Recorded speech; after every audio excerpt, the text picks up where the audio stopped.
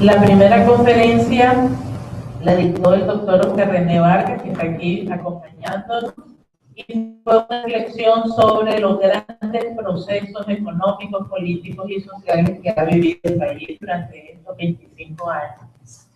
La segunda conferencia estuvo a cargo del doctor Mauricio Ardocia, que nos hizo un recuento y nos contó algunas de esas anécdotas muy aleccionadoras sobre las negociaciones que hicieron posible llegar a esas elecciones de 1990. Y la tercera conferencia estuvo a cargo del profesor Anastasio Lobo sobre los logros y los retos de la construcción de paz en Nicaragua. ¿Cuál es esa agenda todavía pendiente en términos de construcción y cultura de paz? La siguiente conferencia fue una conferencia muy especial que estuvo a cargo de la doctora Marta Cabrera y fue sobre un tema que aborda las heridas y los duelos, los traumas que con esta guerra, que están todavía presentes en las historias, en los relatos de nuestras familias, y el reto pendiente que tenemos para sanar las heridas. Y aquí yo quisiera repetir lo que yo escuché de la voz de una de las personas que participó en esa conferencia, que llegó, ¿verdad?, en el público a escuchar la conferencia, y después de contar un poco su historia personal, hizo una reflexión que es profunda, ¿verdad?, en relación a qué significa esto, y dijo que escuchando a Marta hablar sobre los traumas y las heridas y los duelos de la guerra, se daba cuenta que él tenía todavía lágrimas congeladas que no había podido ver. Y a mí me pareció que ese precisamente es tal vez uno de los retos más grandes que tenemos todavía como sociedad. Sanar, ¿verdad?, sacar esas lágrimas y sanar esas heridas. Y por eso pues queríamos hablar de la conferencia. Estuvo a cargo de Alejandro Bonilla. La realizamos en Bluefield, en la universidad, en la y tocó un tema que también es muy sensible para las regiones autónomas del Atlántico, y se trata sobre el proceso de saneamiento y titulación de las tierras en las comunidades indígenas de las dos regiones autónomas del país. La siguiente conferencia estuvo a mi cargo, fue la semana pasada, sobre los viejos y los nuevos conflictos que hemos enfrentado como país desde 1990 hasta la fecha, y hemos querido cerrar precisamente con esta reflexión que nos va a hacer el doctor Serrano Caldera sobre esta Nicaragua posible. Después de ese recorrido, me parece que vamos a tener que inventarnos otro espacio para discutir los otros temas que nos faltan, pero antes que nada yo quisiera terminar agradeciendo profundamente, en primer lugar, toda la colaboración, la hospitalidad y el espacio que nos brindaron tanto la Universidad Americana, y aquí en particular quiero agradecer al doctor Medina, a María Jesús Fuentes, que ha estado detrás desde el más grande hasta el más pequeño detalle para que esta conferencia se pueda realizar. Quiero agradecer también en la UPOLI al doctor Oscar Castillo y al licenciado Byron Siqueira, que no nos acompañan hoy, pero quiero hacerles llegar nuestro agradecimiento, porque igual cuidaron cada uno de los detalles, y las dos universidades el reto junto con el IEF de abrir este espacio de reflexión.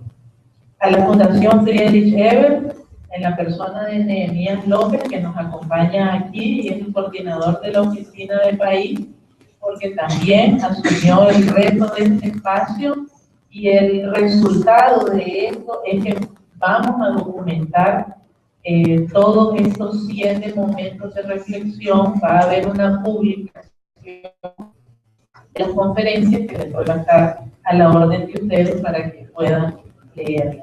Y finalmente quiero agradecer muy especialmente a los 6 conferencistas que accedieron a darnos su tiempo, su conocimiento y su experiencia en cada una de estas presentaciones.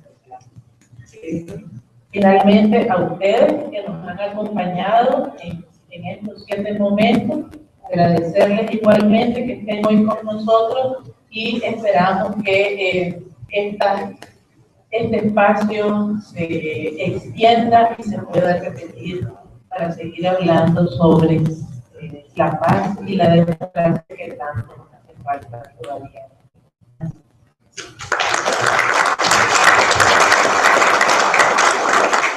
Muchas gracias a la máster de Cuadra. A continuación tendremos las palabras a cargo del máster Nehemías Obed López, director del programa de la Fundación.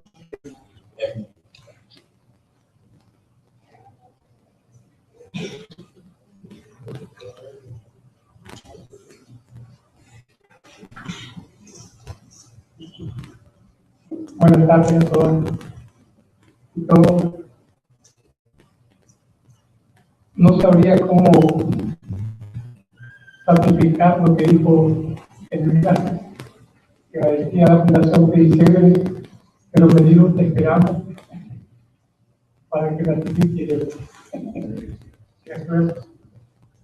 No, y la verdad que la Fundación PICB se interesó inmediatamente cuando el día, en noviembre del año pasado, nos contó la idea de hacer un ciclo de conferencias sobre la temática y después sistematizarla en una publicación.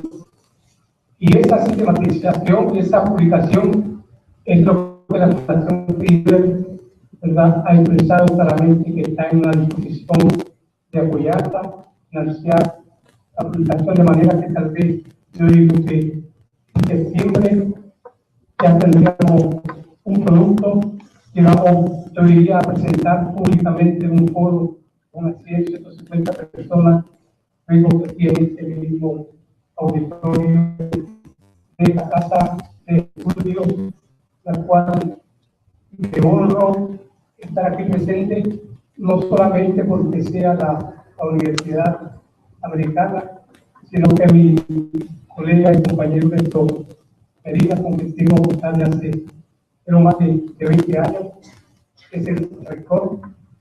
Muchas gracias por invitarnos aquí, Ernesto.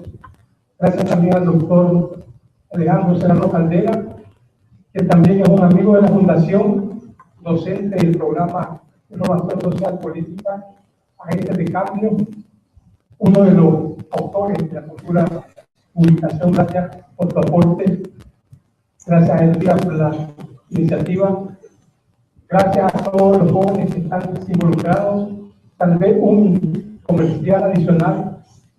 Decir que en la Fundación tenemos el interés de darle una perspectiva desde los jóvenes a este tema.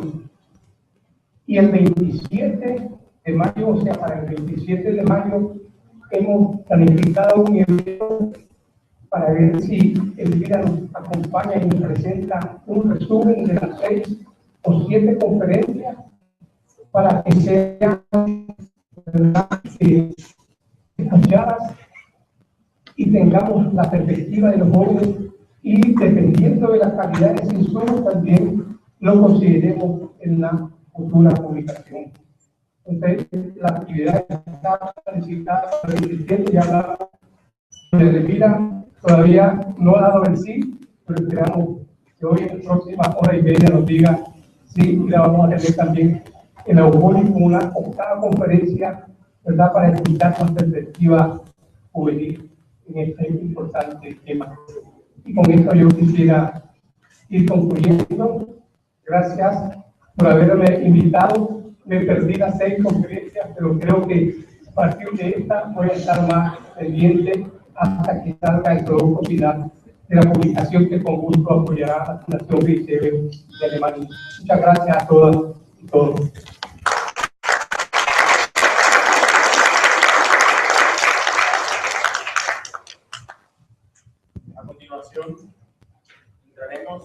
materia con la ponencia del doctor Alejandro Serrano Caldera, La Nicaragua Posible.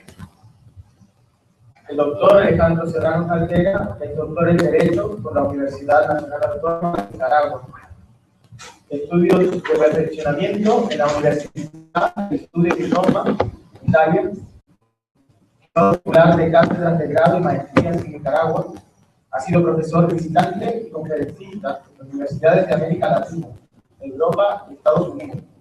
Director del Instituto de Ética, Valores y Desarrollo de la Universidad Americana, Guam. Entre algunas de sus publicaciones, Derecho del Trabajo, tomos 1 y 2, Filosofía en Crisis, editorial Bote, Filosofía y Crisis, editorial de la UNAM, La Unidad en la Diversidad, hacia la cultura del consenso, Managua, Las últimas etapas de la Ilustración y el despertar del romanticismo en el pensamiento social y político iberoamericano del siglo XIX, en la Enciclopedia Iberoamericana de Filosofía. Asimismo, sus obras, Escritos Filosóficos y Políticos 1, volumen 2, volumen 3, volumen 4 y volumen 5. Con ustedes,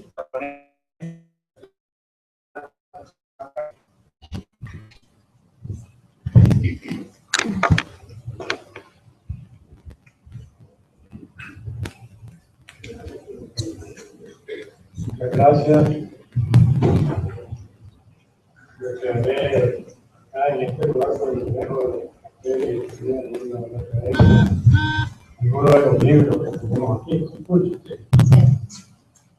Señor rector, doctor Ernesto Medina, doctor de la Cuadra, licenciado de Villa López, distinguidas personas y personalidades que nos acompañan, señor embajador de México, de Nicaragua, profesores, estudiantes, amigas y amigas. Para mí es muy grato clausurar este ciclo de conferencias con el tema de la Nicaragua Posible, que fue sugerido por mi vida, precisamente. No fue una iniciativa mía en la fundación de la conferencia, lo cual me llenó de esperanza y ilusión. Quiere decir que todavía se piensa en este tema, que fue objeto de nuestra atención y dedicación de manera muy especial hace 25 años aproximadamente. Este tema de la Nicaragua Posible, de alguna manera surge de los pocas semanas de haber asumido el rectorado de la Universidad Nacional Autónoma de Nicaragua, y la presidencia del Consejo Nacional de Universidades CNU. Y de alguna forma el tema de la Nicaragua Posible surgió ante las crisis agudas que se produjeron entre abril del año de 1990 y el mes de agosto de ese mismo año, que fue cuando se inició el primer foro de la Nicaragua Posible. La idea que predominaba, para hablar un poco de la génesis, del origen de este tema, fue proporcionar la oportunidad y hacer la sugerencia a los líderes políticos, económicos, sociales, laborales, empresariales, etcétera, del país, acerca de la necesidad de una concertación y un diálogo que pudiera de alguna forma desembocar en un nuevo contrato social, en un proyecto nacional, en un acuerdo social que diseñara las bases fundamentales de la sociedad nicaragüense. Con esta idea se realizó en 1992. El primero de ellos fue Nicaragua, debate de la unidad en la diversidad. El tema general de la Nicaragua Posible, el tema específico fue el debate de la unidad en la diversidad, que se realizó el 31 de agosto y el 1 de septiembre de 1990, con la participación de 6 conferencistas y expositores, que además de las conferencias tenían algunos de ellos representación política y gubernamental fundamental, y que de alguna manera iniciaban señorías, los 6 ponentes, el comandante Daniel Ortega Saavedra, en ese momento el presidente de la República, había perdido las elecciones del 25 de febrero de 1990 y el traslado de mando se había realizado el 25 de abril de esa misma fecha. El ingeniero Antonio Lacayo Oyanguren, ministro de la Presidencia, el doctor Virgilio Godoy Reyes, vicepresidente de la República, el licenciado Luis Sánchez Sancho y el licenciado Mauricio Villa.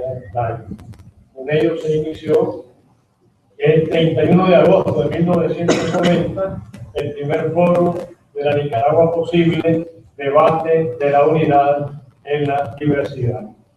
El segundo foro de la Nicaragua Posible tuvo como título Nicaragua hacia el año 2000, entre la concertación y la crisis, y se realizó el 19 de diciembre de 1990. 13 organizaciones de partidos políticos de diferentes sectores de la sociedad participaron, a lo cual se suman los conferencistas y 16 partidos políticos que participaron de Nicaragua. En el tercer encuentro se denominó Primer Encuentro Intersindical, Política Social y Política Económica, en donde el tema fueron las bases y las líneas principales de los núcleos conceptuales del nuevo Código del Trabajo. A este foro vino una delegación de la OIT, de la Organización Internacional del Trabajo, y por supuesto participó el gobierno, la empresa privada y las organizaciones sindicales. El foro se realizó los días 14 y 15 de febrero de 1991. Y el cuarto y último foro fue la Nicaragua Posible hacia el proyecto nacional, que se realizó los días 13 y 14 de 1992, con la participación de 22 organizaciones del Estado, Poder Ejecutivo, Poder Legislativo, alcaldes, partidos políticos, empresas privadas, organizaciones sindicales, movimientos y grupos de la sociedad civil, y participaron en estos foros junto al Estado y las diferentes organizaciones de los distintos sectores del país, entre 55 y 60 organizaciones aproximadamente. Esta es la génesis muy concreta y administrativa, si queremos, del origen de estos 4 foros. De ahí se desprende una propuesta que es la concertación, el acuerdo social, el proyecto nacional, y de ahí se derivan algunos conceptos que después pasaron a engrosar el lenguaje político de la vida nacional, como fue la unidad en la diversidad, la Nicaragua Posible, hacia un proyecto nacional, el concepto de concertación, que pasaron a formar parte, y creo que este es el aporte de carácter un poquito más permanente que la Nicaragua Posible ha haber dado, si no en el campo político, por lo menos en el lenguaje. En segundo lugar, después de haber hecho esta breve descripción de los 4 foros, diría, bueno, que con este último foro que se realizó el 13 y 14 de marzo de 1992, de alguna manera terminaron los foros de la Nicaragua Posible, se abrieron algunos procesos de concertación desde 1990, pero que no cuajaron en una concreción, en un hecho particularmente evidenciable que pudiera derivarse de él la idea de un proyecto de nación, de un contrato social, de un acuerdo de la sociedad mexicana.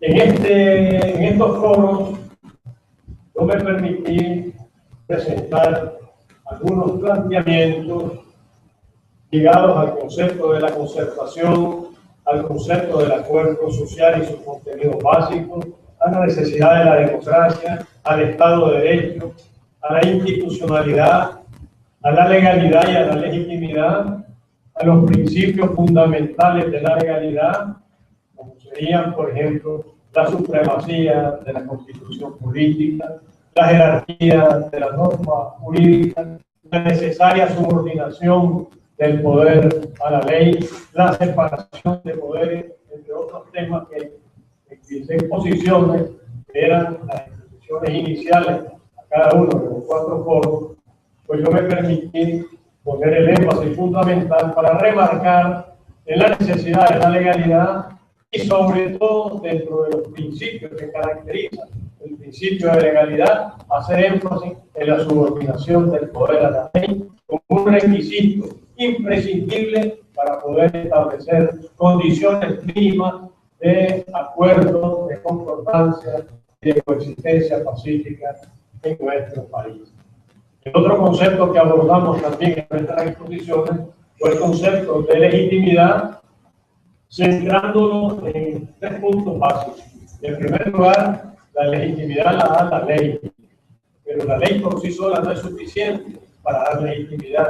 La legalidad, pero su legitimidad, la relación que la ley tiene con lo colectivo, la ley como expresión de esa voluntad social. Pero ambos, la ley, la voluntad colectiva, la voluntad ciudadana, están fundamentados también en los valores y principios que los sustentan, dentro de los cuales los acuerdos, pactos y contratos de los derechos humanos constituyen una especie de filosofía ética y moral de nuestro tiempo. En este sentido, pues, nos permitimos, de alguna manera, presentar estas ideas fundamentales desde nuestro punto de vista. No me refiero, porque no sería adecuado, a hablar de los planteamientos y puntos de vista de los demás ponentes. Sería ellos expresar. Sin embargo, diría que señalamos en esa ocasión que Nicaragua es un país cuyo presente y futuro han sido confiscados por la ambición excesiva y la falta de visión estratégica de sus cúpulas políticas. La historia nicaragüense nos enseña de forma dramática la debilidad del sistema jurídico-político y la ausencia de una cultura institucional. El problema estriba no solo en la debilidad de las instituciones, sino en la falta de conciencia de institucionalidad y en consecuencia de la ausencia de participación y por ende de la ausencia de legitimidad. La democracia la proponíamos y la presentamos como tema a estos debates a los que me he referido, entendida como consenso sobre los fundamentos del sistema político y sobre el control de la legitimidad del poder, no solo en su origen mediante el sufragio, sino en su ejercicio y desarrollo mediante la participación ciudadana. La democracia, decíamos, es un difícil equilibrio entre la eficacia de las instituciones y la legitimidad de la participación ciudadana. No es legítimo un modelo político si este realmente no es aceptado y compartido por la ciudadanía. Y agregábamos, es imprescindible un contrato social que establezca las bases fundamentales de naturaleza económica, social, política, institucional y educativa, sobre las cuales sustentar el proyecto de Estado-Nación que debemos construir. Debe superarse la fractura entre la sociedad y el Estado y establecer el binomio Estado. Es fundamental entender al Estado como expresión estructural y funcional de la sociedad, sin duda la más compleja y orgánica, pero por lo mismo efectivamente dependiente de la voluntad social. El Estado es la sociedad institucionalmente organizada. Esta idea conduce a un nuevo diseño del Estado-Nación. En él es imprescindible entender que el Estado de Derecho es legalidad e institucionalidad, pero sobre todo legitimidad que emana de la concertación y del consenso. La democracia es legitimidad, la legitimidad es ciudadanía y esta es participación. La democracia y el Estado de Derecho son, en consecuencia, la puesta en práctica de la voluntad ciudadana. De ahí que el institucional debe estar de acuerdo a este diseño conceptual y moral del Estado-Nación. La democracia es ciudadanía y por eso es absolutamente necesario construir un Estado-Nación moderno, depositario de los valores de la comunidad, ágil y flexible. El nuevo Estado debe ser ciudadanía en ejercicio. De ella proviene, a ella integra y en ella está integrado. En tal sentido, la ciudadanía debe participar tanto en forma territorial, al nivel local, municipal, departamental y nacional, como por sectores temáticos, económico, social, institucional, educativo y dentro de estos aspectos puntuales, como la corrupción, el desempleo, la pobreza, etc. Con todo ello, la propuesta que hacíamos con estas ideas, estas mesas de concertación políticas, económicas, sociales, institucionales y políticas, con todo ello se trata de establecer un Estado social y democrático de derecho basado en la participación ciudadana, la gobernabilidad democrática y el desarrollo humano sostenible, basado también en una institucionalidad ágil y flexible y sobre todo en la concertación como procedimiento establecido de tal forma que sea capaz de alcanzar la justicia social y conciliar y legitimidad. Ambas deben ser la finalidad suprema de la democracia. Es imprescindible impulsar un desarrollo democratizador mediante procesos de concertación de las fuerzas políticas, económicas y sociales. Un proyecto nacional sustentado en sus líneas generales en un acuerdo integral que impulse una alternativa fundada sobre una verdadera ciudadanía social y que conduzca además a un proceso de democratización de la economía emergente. Señalábamos también a los diferentes expositores, representantes del gobierno, del Estado, de los poderes del Estado, de la empresa privada, de los sindicatos, etc., que la Nicaragua posible que estábamos proponiendo en nuestras exposiciones que servían de base al proceso de discusión, no es la Nicaragua ideal de nuestros sueños ideológicos o de nuestras utopías políticas. Es la Nicaragua que todos y cada uno de nosotros podemos construir, cediendo un poco lo que constituye nuestro desiderátum político o el paradigma de nuestro modelo integral de sociedad. Es la Nicaragua del consenso y de la democracia, la que surge de la unidad, de la diversidad. Ni la Nicaragua homogénea, ni tampoco la Nicaragua caótica y confrontativa, la del maniqueísmo que niega todo lo que no reproduce la propia imagen y deseos, sino la Nicaragua plural y múltiple, en la que todas las expresiones políticas tienen un espacio político.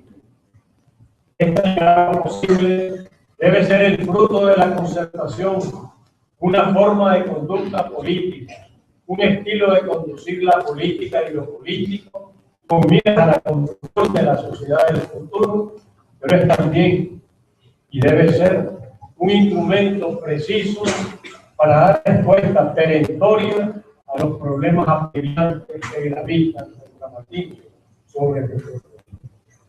La concertación significa un salto cualitativo sobre lo que han sido las dos expresiones dominantes de la política criolla, la confrontación y la confrontación. Se concerta no para imponer en forma total y sin apelación un modelo económico y social, ni para disolver en las esencias de las fuerzas políticas dominantes la identidad del adversario, sino para tratar de encontrar un plano de coincidencias mínimas de las diferencias, un punto de convergencia de las contradicciones, pero sobre todo de conceptos para garantizar los derechos fundamentales del pueblo sobre quien van a recaer las decisiones y los acuerdos que se adopten.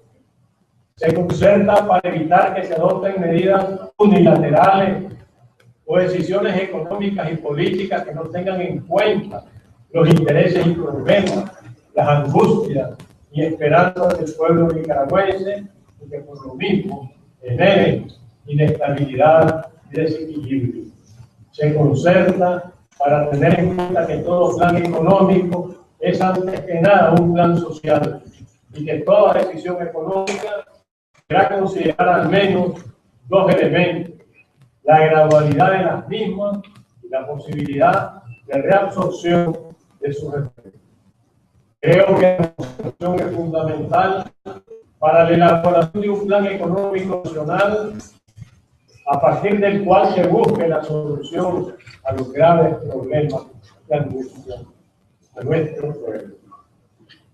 Yo confío, decía, para cerrar mi ciclo de exposiciones en el foro, en las reservas morales de nuestro pueblo, y estoy seguro que su vigor, forjado en la adversidad y reverdecido en la esperanza, nos permitirá cumplir un futuro de estabilidad, de concordia y de paz.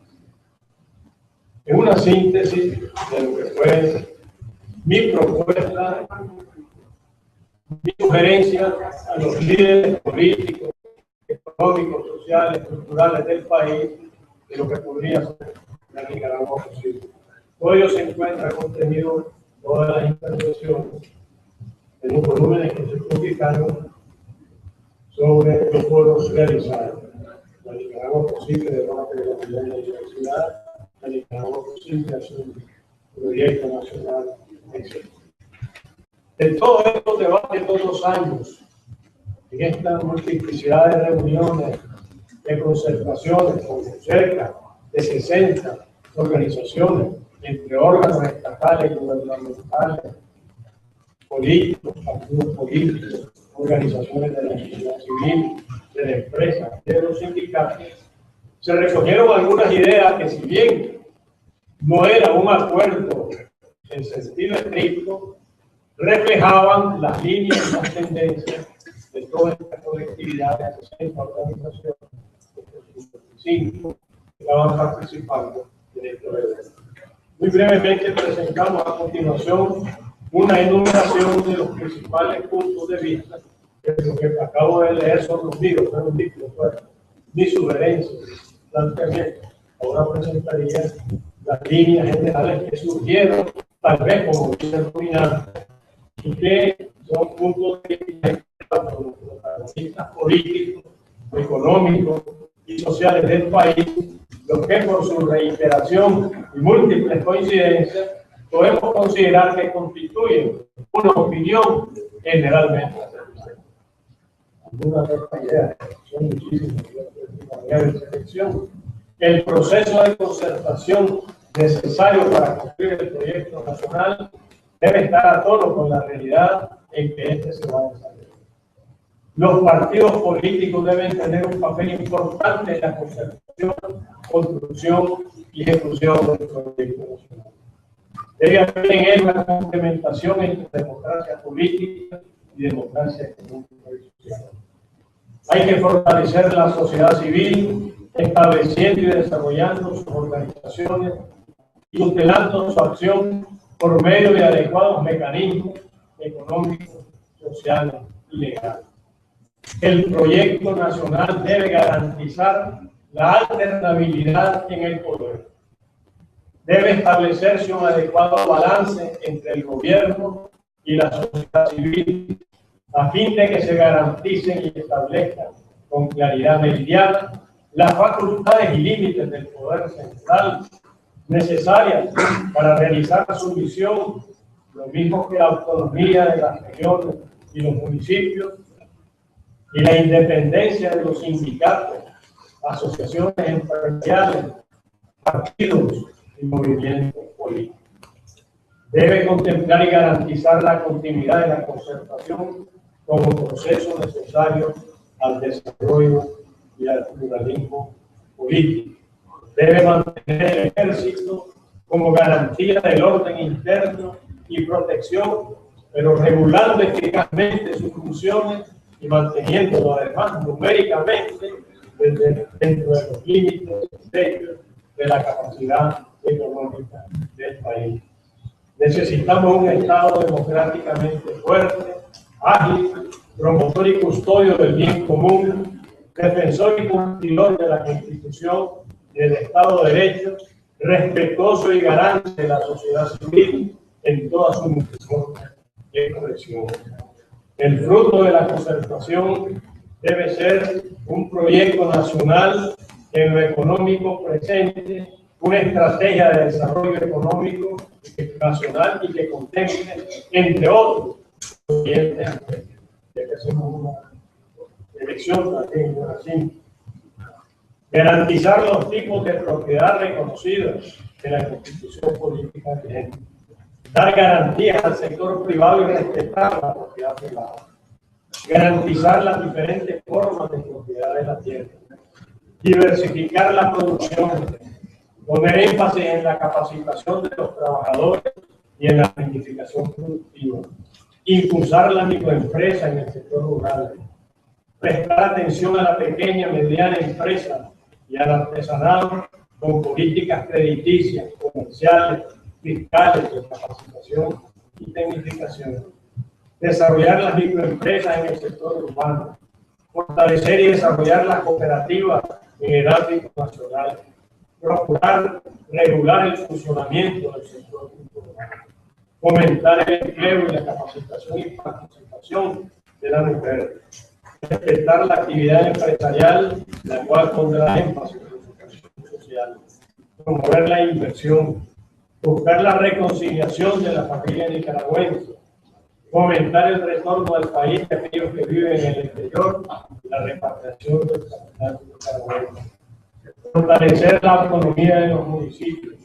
Fomentar el establecimiento de una economía de mercado bajo la acción de una política estatal que sirva como factor de equilibrio social. Impulsar el crecimiento económico de la costa atlántica dentro del servicio pleno de la ley de economía. Velar por la utilización racional de los recursos naturales, creando una cultura ambiental y articulando los planes de desarrollo de la conservación de recursos. Garantizar que todos los sectores cumplan los acuerdos alcanzados. Propiciar la integración centroamericana. Todo plan económico debe ser ante todo un plan social. El proyecto nacional debe tener los humanos y debe ser un proyecto de sociedad.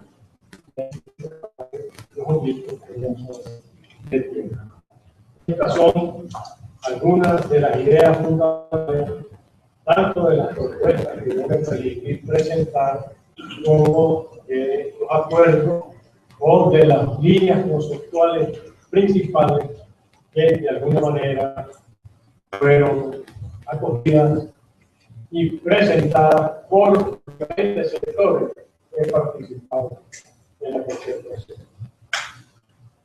Yo diría que quedan pendientes muchos objetivos fundamentales. Yo he hecho una lista de todo lo que no se alcanzó, creo que es necesario leerlo. Creo que la lectura de los objetivos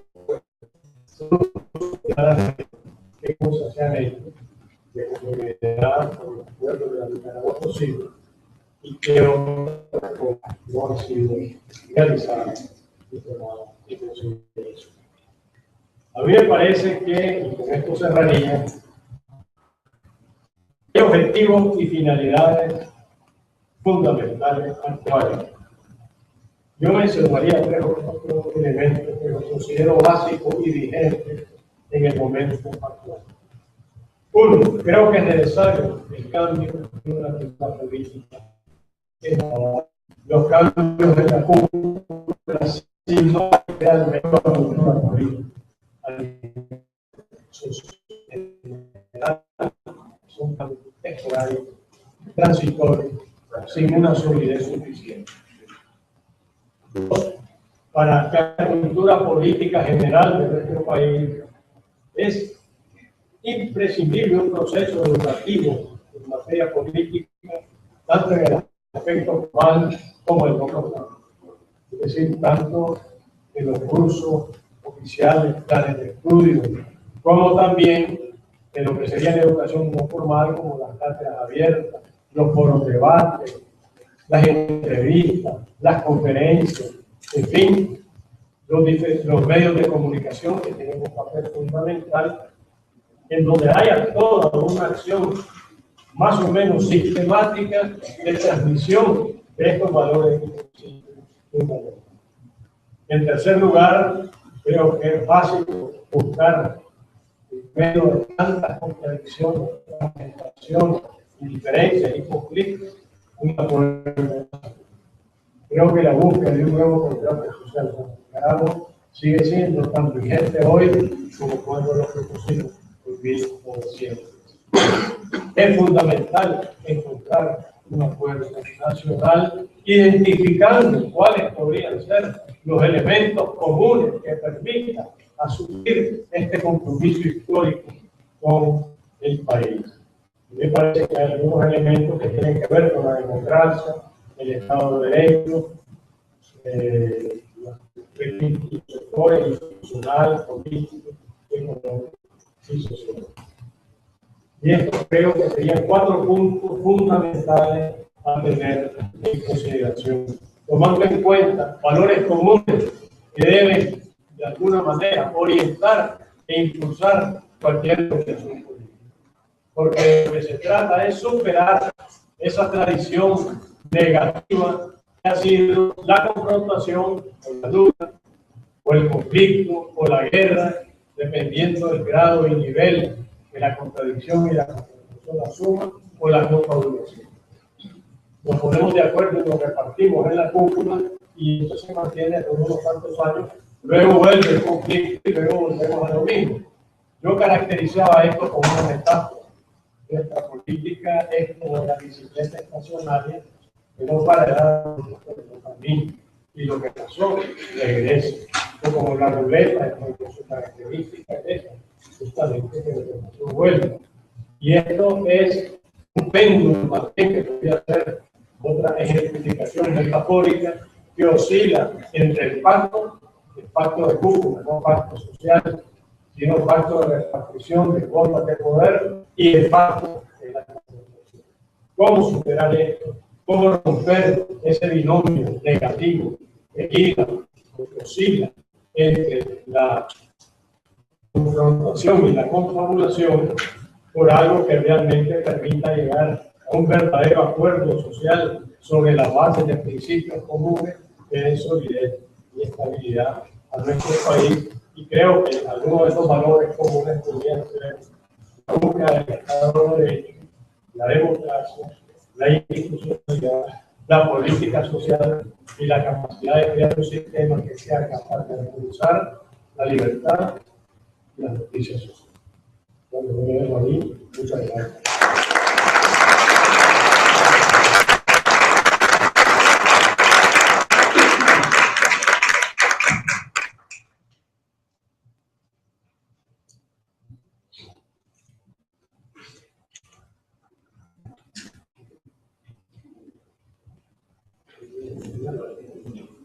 Muchas gracias, doctor Alejandro Serrano Morera.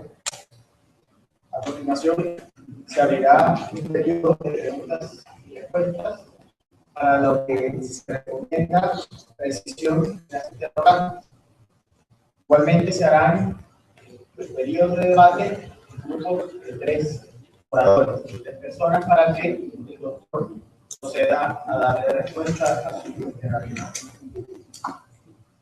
Si alguien desea hacer preguntas, levanta la mano y se inicia la comisión. Un comentario, ¿no?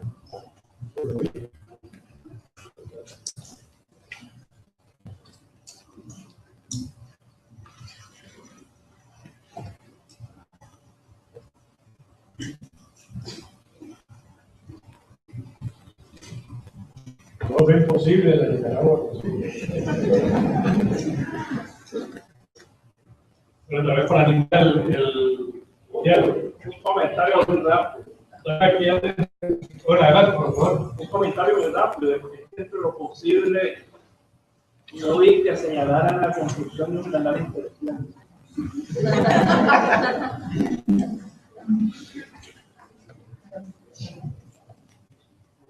¿Por qué cree usted que en aquel momento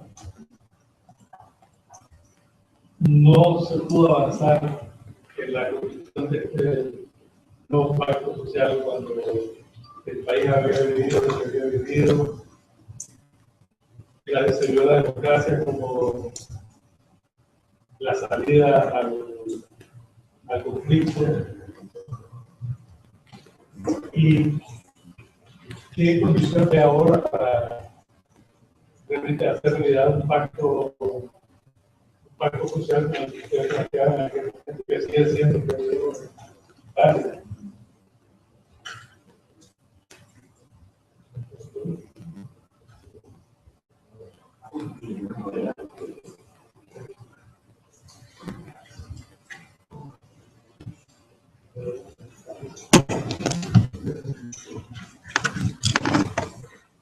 Buenas noches, desde Carlos Miguel, docente aquí en la universidad. Complementando un poco la pregunta del doctor Medina también, si al inicio de los 90 había un poder más diversificado, por decirlo así, que no estaba tan concentrado, no se logró un acuerdo, que los acuerdos políticos quizás se habían obligado a hacer un acuerdo político. ¿Por qué creen que ahora puede ser más oportuno? Cuando está más concentrado, hay una hegemonía política por un sector y quizás está menos obligado, menos forzado a llegar a un tipo de pacto. Me pregunto, cuando hay una de esa manera homogenización de una idea, de un mensaje, de una propuesta.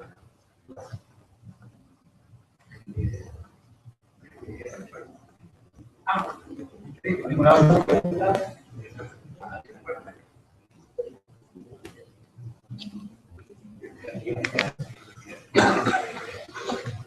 Yo por parte que había algunas cosas que ya habíamos logrado. O sea que no está tan nublado el panorama, pero no mencionó qué cosas, digamos, en qué cosas hemos avanzado en todos los objetivos que ustedes se plantearon desde el 90.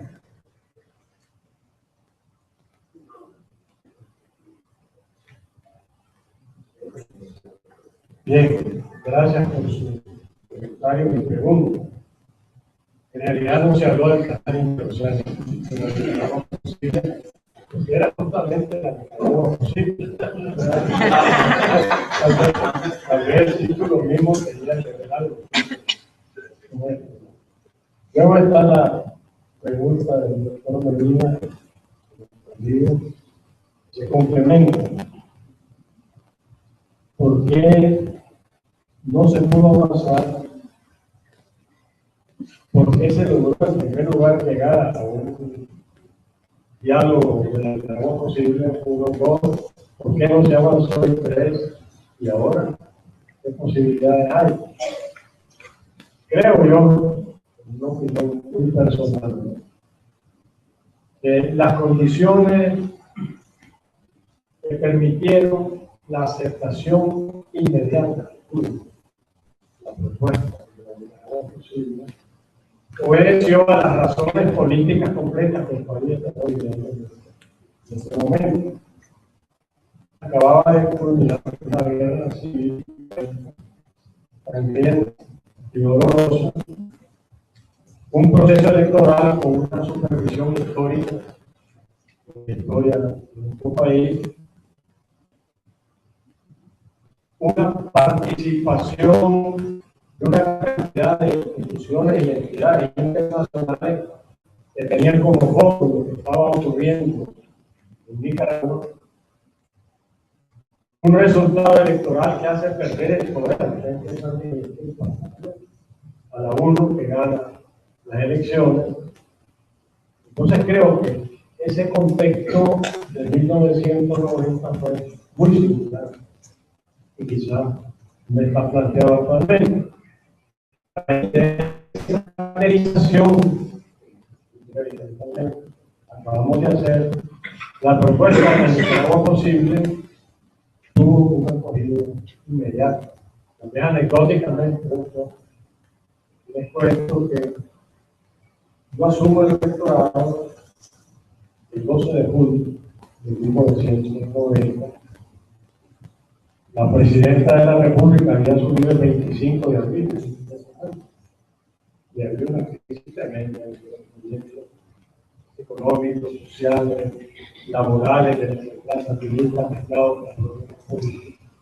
Pero cuando yo asumo el rectorado, me pregunta cómo se va a poder administrar en esta situación externa. Entonces, me tomo la libertad a raíz de la visita de Marcos Harvey. Fue el primer jefe de Estado el presidente de Checoslovaquia. En la recepción de la presidenta de la República, y cuando me toca a mí, y la íbamos a saludar al jefe de Estado, me atreví a decir, mire, le digo, si yo tenía la idea de proponerle un día nacional y una concertación que no había la línea de la presidenta, me parece muy bien, como el ingeniero Macayo, y con el ingeniero Macayo me aparté un poco y conversamos preliminarmente.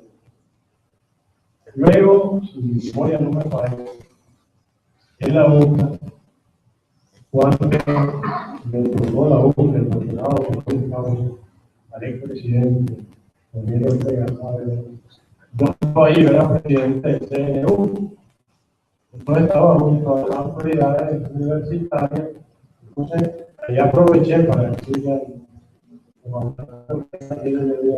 ideas, se ha hablado con la señora presidenta, pero me parece bien, así en principio de mañana.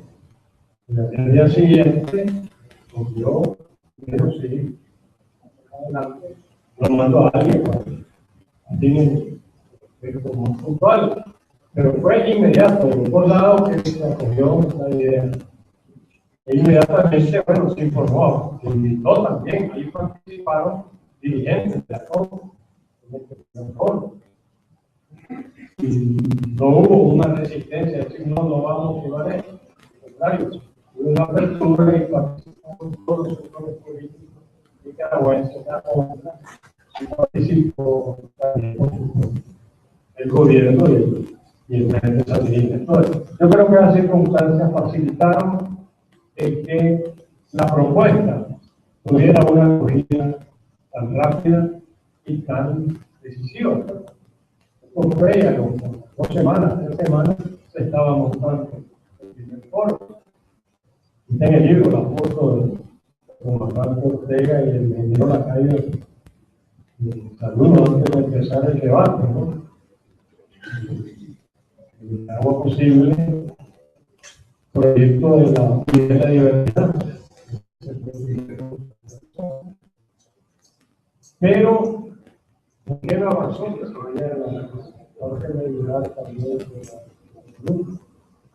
creo que no avanzó, me parece a mí.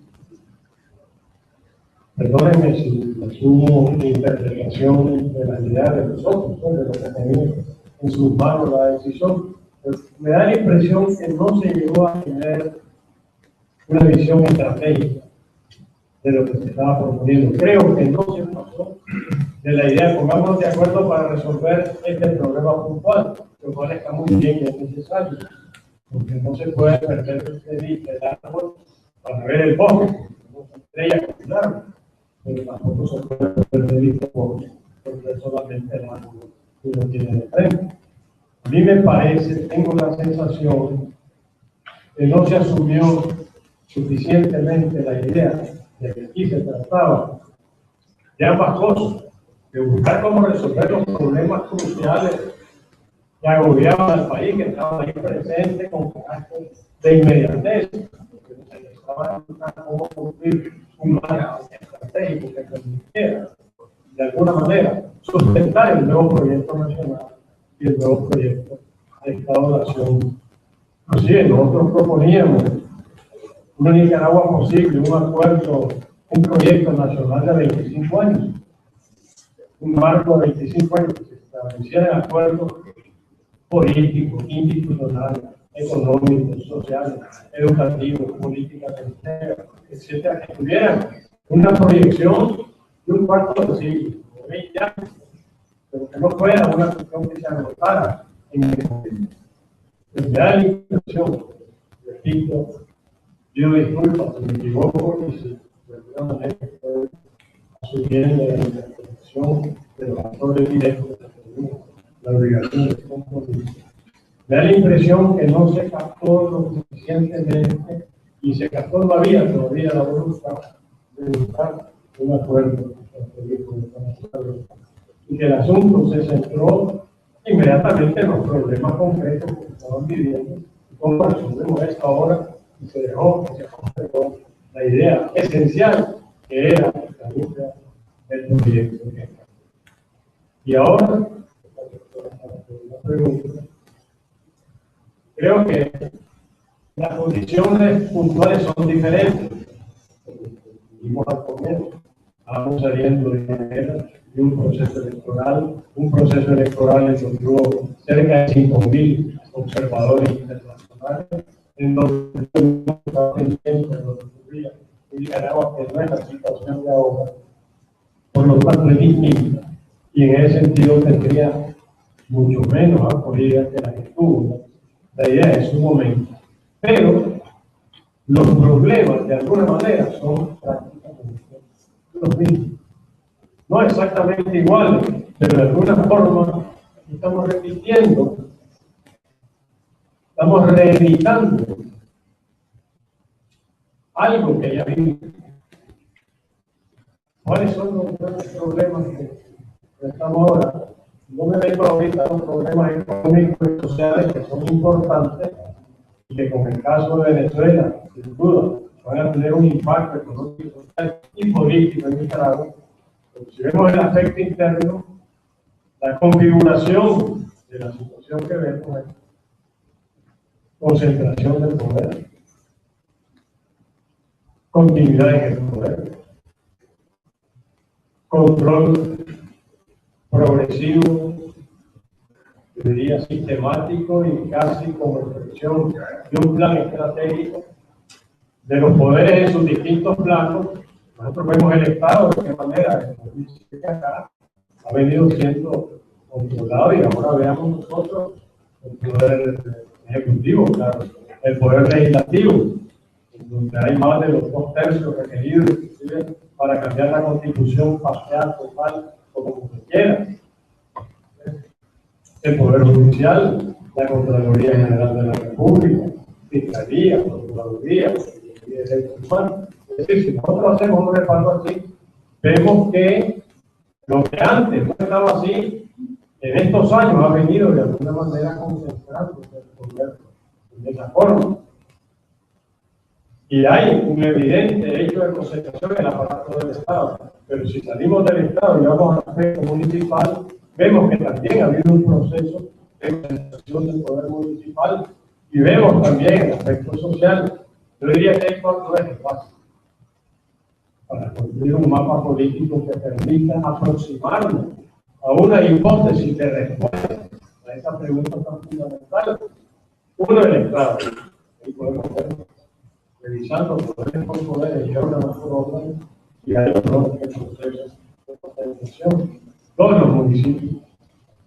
3, los sociales, que son los consejos de participación ciudadana, los consejos de la familia, etc. Y 4, donde quizás el proceso ha sido más cuidadoso para instituciones como la policía y el a pesar de que hicieron nombramientos para que estaban las leyes que prohibían que fueran elegidas las personas o nombradas realmente las personas que ocupaban el cargo, que tenían un plazo de 5 años y luego el cual tenían que ir.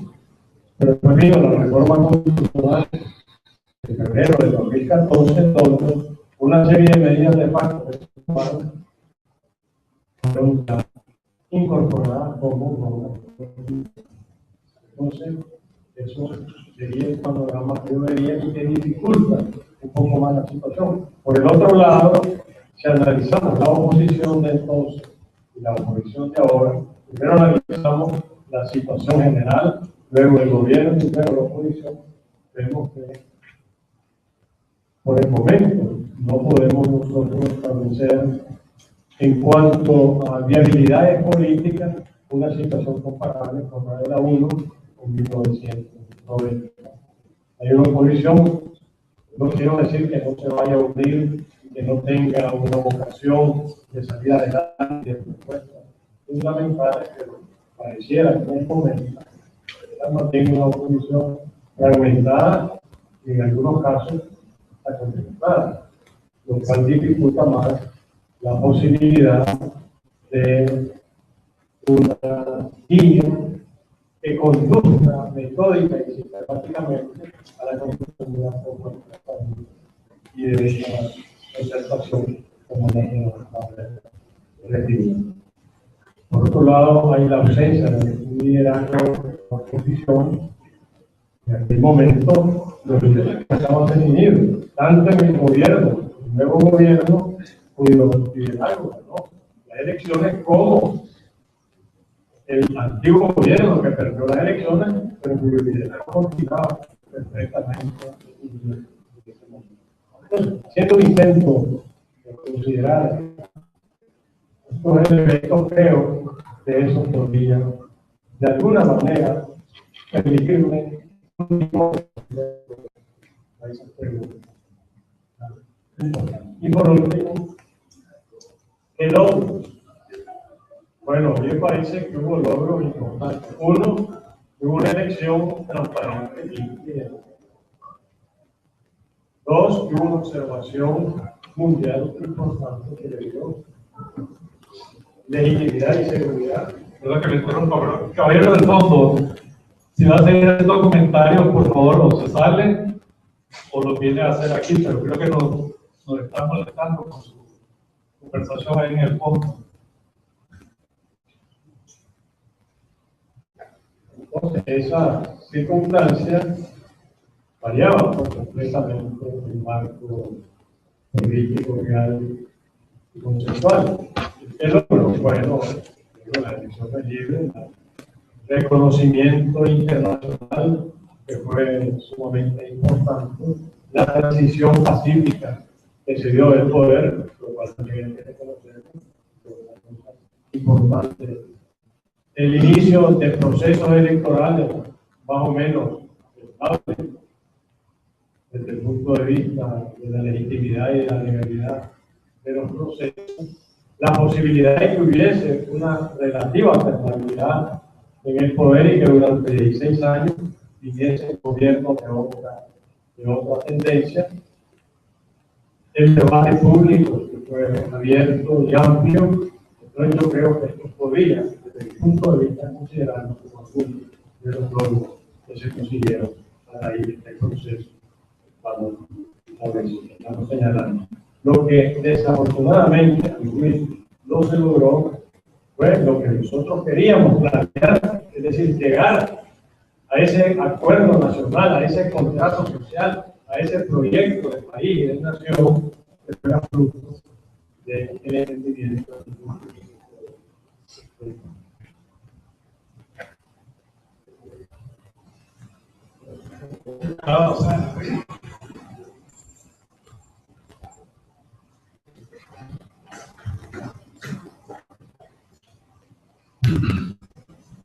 Gracias. En primer lugar, agradecer, Mira, recuerdo cuando planteó la idea originalmente, seguramente estuviéramos dirigidos más mayoritariamente por mujeres, esa determinación y ese empeño nos haría llegar más prontamente a la Nicaragua posible y, por supuesto, a las instituciones que anidaron la idea y la iniciativa de Elvira.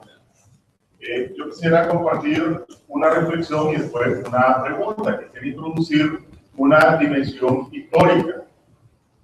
El somocismo, que fue 40 años de la historia de este país, no solo fue bombardeo a ciudades, fue modernización económica y también transformación social, una transformación clave en el surgimiento de la clase media. Sin soberanía, y sin democracia. Este modelo de prosperidad económica colapsó. La revolución puso en primer lugar la soberanía, la justicia social, sin un concepto claro de prosperidad económica y sin democracia, porque es una democracia con apellido.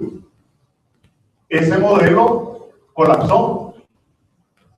Después vino el proceso de transición encabezado por el gobierno de doña Violeta, que colocó en primer lugar la democracia, el Estado de Derecho, el ordenamiento económico y las bases para la prosperidad, subordinando un poco el tema de la soberanía y el tema de la justicia social, por lo menos para, no como prioridad inmediata. Es una visión, ¿verdad? Admito de que puede ser absolutamente controvertida. Pero en el momento en que nos encontramos, nos preguntamos, ¿está la soberanía en primer lugar con el tema del canal? ¿Está la prosperidad económica con una base amplia en primer lugar?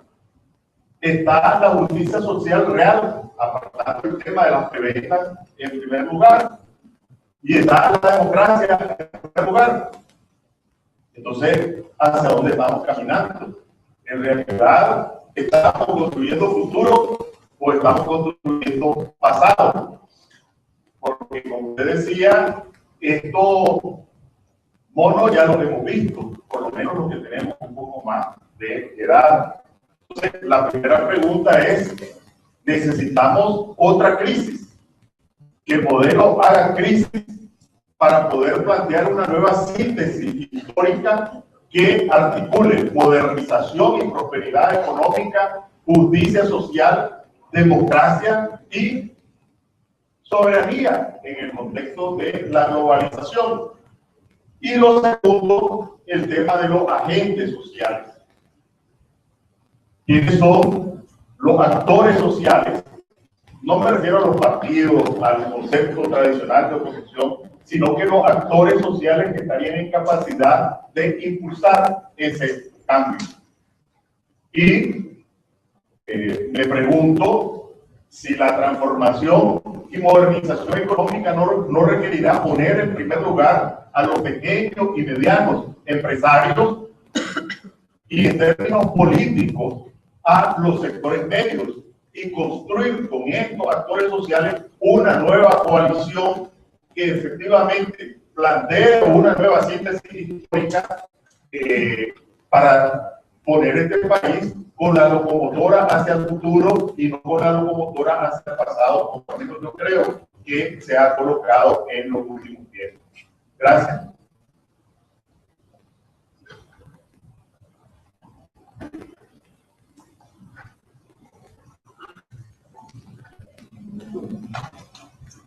Yo fue por un tiempo, interesé en 2002. Y puedo decirle que yo creo que la concentración, yo pude ver, por ejemplo, había mayor preocupación de la gente, mayor preocupación de había alcanzado autonomía, había alguna movilización democrática en el país. Pero lo poco que se logró alcanzar a partir de los últimos 7 años se ha ido para atrás bastante. Es decir, lo que se avanzó en el Poder Judicial se hizo para atrás, lo que avanzó en la Asamblea se hizo para atrás. Es decir, hay realmente un retroceso. Eso respecto a la historia. No respecto a la exposición que hacían, yo lo fui siguiendo y llegó a la parte de los partidos políticos, pero muy suavemente. Porque yo creo que lo que, y siendo proactivo, viendo hacia el futuro, ¿no? Yo veo que hay cierta, la sociedad está como muy adormecida en términos generales. Por ejemplo, los partidos políticos Y eso yo lo pude observar. Y yo me acuerdo de que durante los 80 hubo una marcha en Andaime, que no era bien difícil, y los partidos políticos sabían que la policía estaba ahí y que los iban a golpear, y las manifestaciones se daban. Parecido a lo que estaba pasando recientemente en el Tull, en donde la gente sí se moviliza, pero si hace los partidos políticos, o la falta de edad o los partidos políticos no estimulan a la gente. Ahora los sindicatos están cortados. No se ve a los sindicatos realmente hacer fuerza en las calles, no hay manifestación de fuerza de calle que se manifieste lo que la gente realmente quiere. Y me doy también una fuerza muy importante que yo la viví. Yo estudié en la UCA y estudié en la UNAM, y yo me acuerdo que yo veía algunos líderes que han sido funcionarios públicos decir clases regularmente en la UNAM, y todos sabíamos que eran del FED y andaban haciendo su labor proselitista muy libremente. Ahora el estudiantado parece que los liderazgos se los han tomado. Es decir, o es que no sabemos interpretar al estudiantado porque estamos afuera, o el mensaje que ellos están tirando no lo recibimos los adultos. Pero yo veo que en ciertos sectores dinámicos de la sociedad hay cierto adormecimiento. Y adormecimiento ellos mismos. No es que alguien los está a fuerza que no puede salir. Es decir, hay algo ahí que se está manifestando, y yo estoy diciendo algunos de filósofos. Gracias.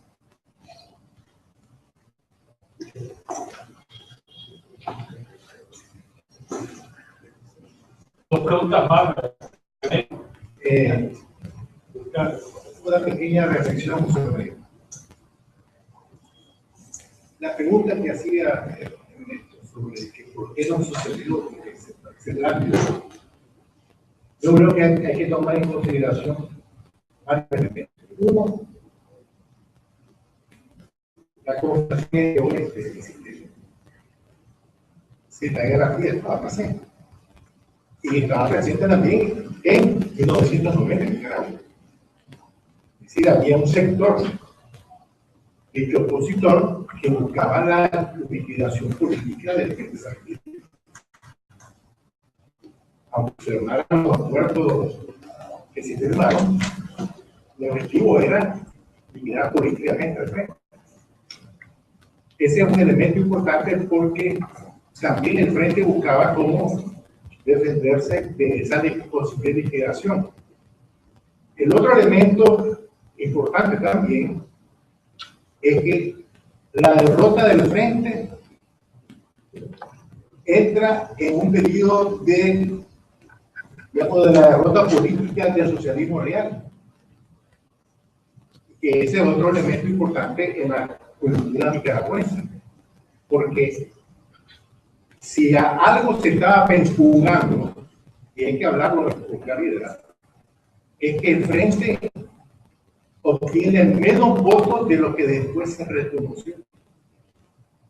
Y en la elección misma, el número de diputados que se le entregó al frente fue parte de una negociación política. Por lo tanto, aquí viene el tercer elemento.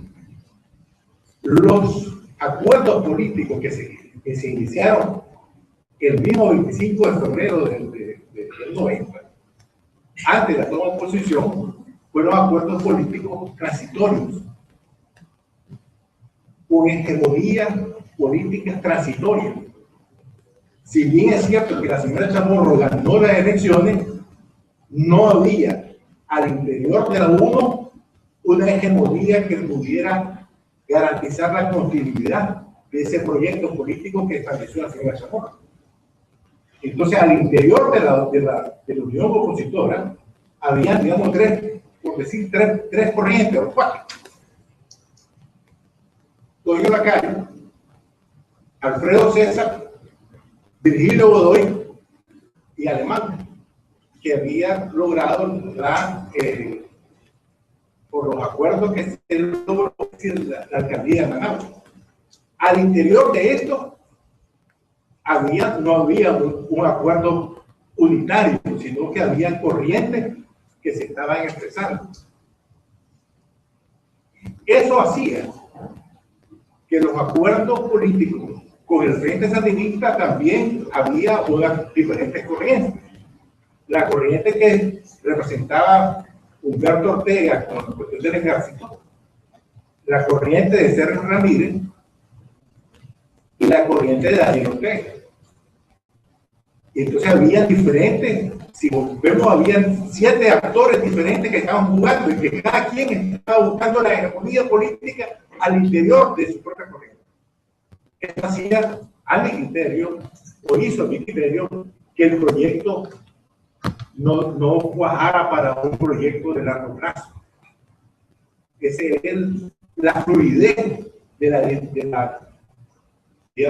hegemonía política de estas corrientes, hacía que hoy estaba aliado Alfredo César con Toño Lacayo, mañana estaba aliado con Virgilio Godoy. Y acuérdense ustedes de aquel acuerdo de Montelimar entre Virgilio Godoy, Alfredo César y Alemán. Y después Alemán se logra ir sobre los otros dos, etcétera. Es decir, que era una cuestión demasiada fluidez para poder garantizar ese proceso que pudiera tener mayor, digamos, tendencia en la coyuntura que se estaba presentando en los años 90, digamos, hasta el 95, que fue la misma elección del 96, que presentaron 23 candidatos, mostraba esa situación, una situación de que no había una hegemonía política de nadie. ¿Sí? Ese era lo que yo leo en este asunto, tomar en consideración el factor hegemónico de la lucha este-oeste y la repercusión que había en el Nicaragua.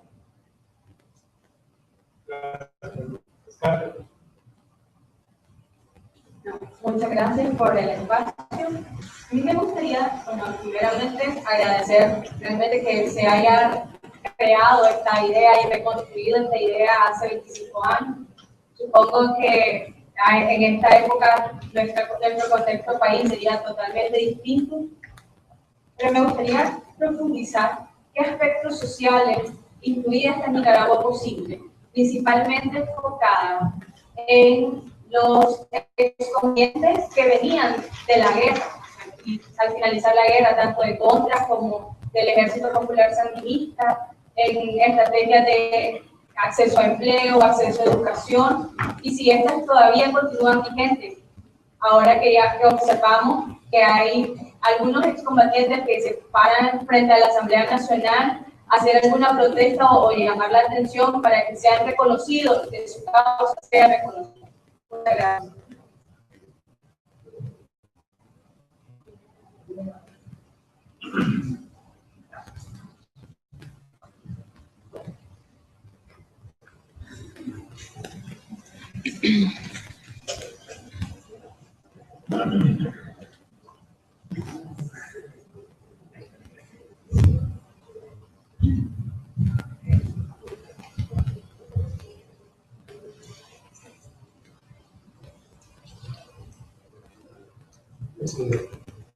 Ha habido muchas intervenciones muy valiosas del concepto y de datos, obviamente, y habría otros elementos más que agregar en el análisis de esta situación.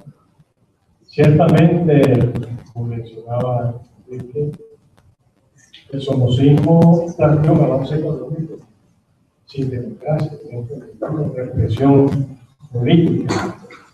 Yo diría que justamente fue el carácter violatorio a los derechos humanos fundamentales lo que gestó y generó la reacción de estos somocismos. Recuerdo planteé esta tesis en un congreso de ciencias sociales, estuvo aquí como en el año 83, cuando se discutía que aquí se había dado una lucha de clase. términos clásicos del marxismo, no hubo lucha de clases. Y lo que hubo fue una reacción contra un sistema opresor, contra un sistema que de alguna manera obligaba a toda la libertad de la persona. Pues la represión, la ausencia de democracia, el totalitarismo, la violación de los derechos humanos, fueron los factores que hicieron que se constituyera, bueno, pero que de alguna manera la sociedad nicaragüense se aglutinar alrededor de la defensa de esos valores violentados, que fue lo que hizo colapsar al sistema, además pues, de la situación internacional. Ahora, ¿qué elementos movilizadores existen? Porque realmente esa violación movilizaba la conciencia colectiva en contra de quienes la agredían, de esas normas elementales. Si nosotros vemos nuestra historia política, observamos precisamente que son los poderes autoritarios, quizás los factores políticos más importantes para provocar la unidad en la población. La unidad ha salido más de quien ejerce el poder arbitrariamente que del liderazgo político encargado de constituirla para luchar contra él. Generalmente ha sido una actitud defensiva y en cierto sentido realmente reactiva. En algún sentido eso ha sido una especie, creo yo, de caracterización de la actividad política que hemos tenido. Generalmente, y sin pretender establecer una consideración dogmática, las luchas políticas, más que por algo, han sido contra algo. Y estos factores han incidido en la configuración del elemento político de oposición. Ahora, ese factor no existe en una forma tan visible actualmente como existió en la época que hemos analizado y que se ha planteado aquí el somocismo o en otras etapas de nuestra historia nacional. Creo que preguntaba, ¿será necesaria una nueva crisis para volver a identificar los liderazgos y las luchas? Bueno, justamente eso es lo que habría que evitar en la historia nicaragüense. Que sean las crisis lo que crean los liderazgos. Es lógico que las crisis influyen en esto, pero que nosotros no estemos manejados solamente por crisis, que podamos construir liderazgos y propuestas sin necesidad de llegar a la confrontación, a la lucha y a las contradicciones a veces violentas y a un costo político, moral, social y humano muy elevado. Pero bueno, la característica de nuestra historia ha sido eso. ¿Qué falta? La respuesta podría ser, falta la crisis. Falta el elemento que va, de alguna forma, a movilizar a todo el mundo, que va a preferir, en todo caso, correr todos los riesgos de la conformación de un frente de oposición que seguir subordinado, soportando y sufriendo ya las acciones propias de un poder absoluto. Entonces, ese es uno de nuestros problemas, y ese es uno de los problemas que planteamos en la Nicaragua Posible y que me atreví yo a plantear en mis exposiciones inaugurales, de las cuales lo dije algunos y algunos párrafos. Es decir, cómo hacer posible que se pueda construir una sociedad y cambiar una forma de ser sin pasar por la explotación, por la violencia, por la crisis. Pero bueno, ese es un planteamiento que tiene que tenerse en consideración. ¿Cuáles son nuestros actores sociales en este momento? ¿Cuáles deberían ser? Yo creo que la clase media, efectivamente, la pequeña y la mediana empresa, y posiblemente hayan elementos que han surgido y que han provocado la reacción contra determinadas medidas. Una de ellas, el tema del canal, el Consejo Nacional de Defensa de la Soberanía, el Gran Lago y de la Tierra, que se ha constituido, que son elementos que han surgido al margen de la configuración estratégica política de los partidos políticos de la misma sociedad civil. Lo que se avanzó se ha retrocedido, se dice, ¿no? Y de alguna manera estamos viviendo una sociedad adormecida, que se ha mencionado en una de las intervenciones, debido a que realmente no ha habido una motivación capaz de despertar de ese adormecimiento y de impulsar a toda una sociedad a un planteamiento concreto y a una acción concreta, a una acción cívica política, que es necesario para que la sociedad en su conjunto avance. Entonces, esto afecta a la sociedad y a los partidos políticos. Y eso es justamente lo que también nosotros planteamos. Debe haber una motivación, una acción movilizadora, una idea movilizadora que sea capaz de provocar la organización social sin necesidad de la crisis, de la violencia, de los factores que llevan a la confrontación y a la contradicción. Por las fuerzas sociales, decía la persona mismo, lo demuestra la existencia de una sociedad progresiva, y se refería a la sociedad y se refería también a un fortalecimiento de los partidos políticos, pero también de los sindicatos y del movimiento obrero.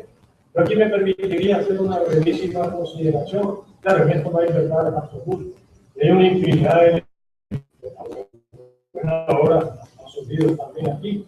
Yo diría que el tema de la clase obrera y de los sindicatos tiene que ver no solamente y no tanto con un gobierno autoritario que esté en el poder, sino con eso que se llamó la globalización y el neoliberalismo, cuyo objetivo fue, uno de los objetivos fundamentales fue acabar con el movimiento obrero y el sindicalismo.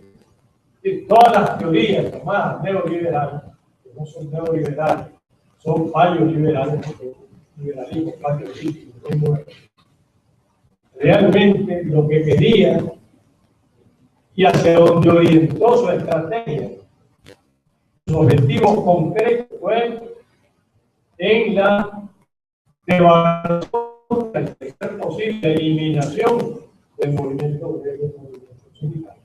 Y eso lo mismo no solo en todo el mundo, vino una devaluación de la fuerza sindical, que es un poder extraordinario. Y junto a la devaluación del sindicalismo y del sindicato como organización, vino también la devaluación de los instrumentos jurídicos fundamentales, como fue el contrato convenio de protección colectiva de trabajo, que fue en crisis, en colapso, y en la supresión de los contratos individuales a tiempo indeterminado. Hubo toda una estrategia, todo un plan, cuyo objetivo fue justamente colapsar la clase obrera, tanto como clase social como a través de su organización sindical. La confrontación este-oeste, bueno, Oscar René señalaba una serie de elementos más que se añadirían a lo que yo mencioné y que probablemente han influenciado en las características políticas que hemos visto y en la dificultad de llegar a una concertación y un acuerdo social como el camino adecuado para resolver nuestros problemas y crear las condiciones no solo de solución de problemas inmediatos, sino de creación de una nueva sociedad, de un nuevo plan de acción, de un proyecto social. Y está yo que totalmente de acuerdo. La confrontación este-oeste, la Guerra Fría, la derrota del socialismo que tiene que ver y que trae una relación, al menos desde el punto de vista de la época, con la devaluación y la caída de la derrota electoral del Frente Sandinista y las elecciones internas, los acuerdos políticos transitorios que no tuvieron ni la intención ni la posibilidad de constituirse acuerdos políticos de cierta estabilidad y de cierta durabilidad, además de los elementos que pueden dar elecciones internas, tanto dentro de la UNO como tanto como del mismo Frente Sandinista.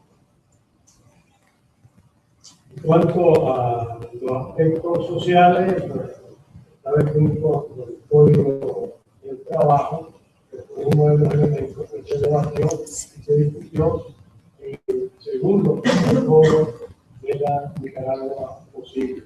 Pero fundamentalmente el aspecto social está ligado, originariamente el aspecto social estaba ligado, como bien mencionado, a la organización sindical. Cuando hablábamos del sector social, estábamos pensando en la organización sindical. Yo me recuerdo, en el año 1967, que organizamos el primer encuentro de dirigencia en Nicaragua. En ese momento no era una reunión de Nicaragua, no era una sola universidad con los sedes principales. Entonces ahí se organizó el primer foro de dirigentes sindicales, donde participaron la dirigencia de las principales centrales de trabajadores que había en Nicaragua.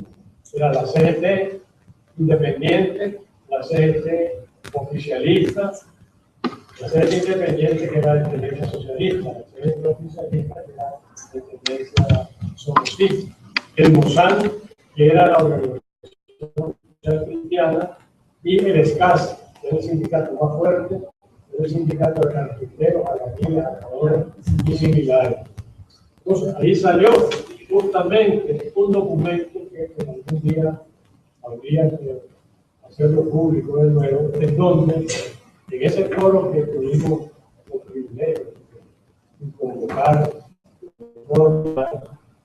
llegaron a un acuerdo de actuar conjuntamente, independientemente y superando sus contradicciones sindicales o de asociación que tenían independiente, el MUSAN y la CGT oficialista, sin establecer una tabla de valores y intereses comunes que en cualquier sitio o situación en que se estuviera ameritaría la reacción social conjunta. La acción conjunta, eso fue uno de los acuerdos. Y otro acuerdo fue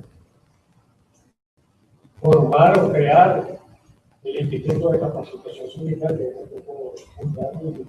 es su primer director. Entonces, el tema social, cuando uno hablaba del tema social, automáticamente quedaba referido a las organizaciones sindicales y las acciones.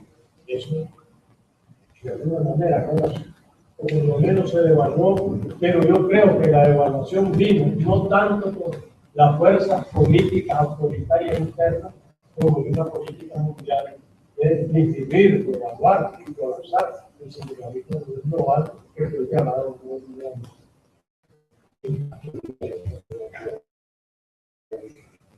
Era, por supuesto, muchísimo más discutir eso.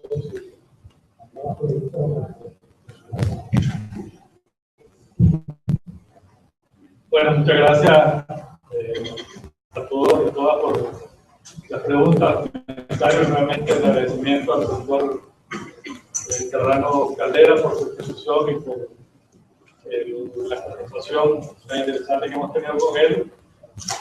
A Elvira y a los amigos y amigas del MIEP por haber tenido la iniciativa. Hoy no le he dicho sí a la idea, pero es casi seguro que le va a decir que hacer, a pesar de que le ha dado una tarea bien difícil de resumir en la siguiente conferencia para este diálogo con los jóvenes, que creo que es muy importante. Creo que todos llegamos a la conclusión de que todavía no hace falta seguir conversando para tratar de entender mejor este periodo tan importante de la historia de Nicaragua. Creo que hoy hemos hecho realmente un recorrido, un repaso de qué es lo que pasó, qué es lo que no pasó.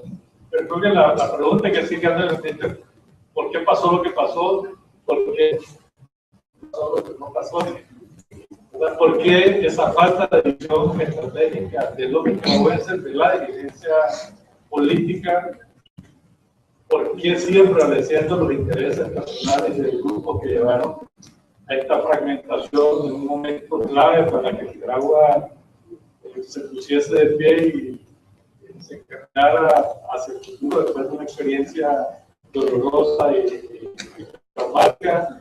Creo que tratar de entender el porqué de esa grupilla, de esa falta de visión de la dirigencia política y por qué los nicaragüenses hemos entendido y aceptado que eso pasa. Creo que eso todavía tenemos que discutir, analizarlo.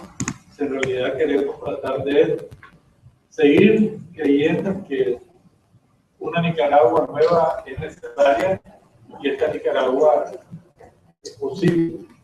Yo creo que nos queda de tarea para un segundo ciclo de conversaciones, tratar de encontrar respuestas y construir la propuesta que Nicaragua necesita para esta etapa de su historia. Así que, muchas gracias.